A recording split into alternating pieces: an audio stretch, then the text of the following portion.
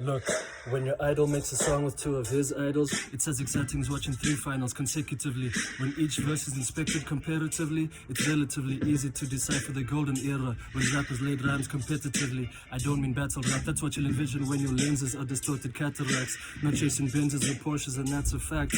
Nonetheless, it's still important to amass the racks, not for material possessions, but for my parents who have made superior progression towards a better life for us. Mid-recession, post-apartheid, thus I must negate regression. And when I partake in anything, I better swing for the fences, right?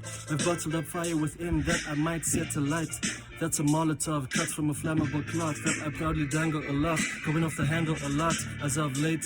Short stay tangled in knots, I'm up late.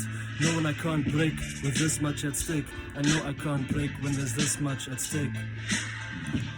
We walk with God.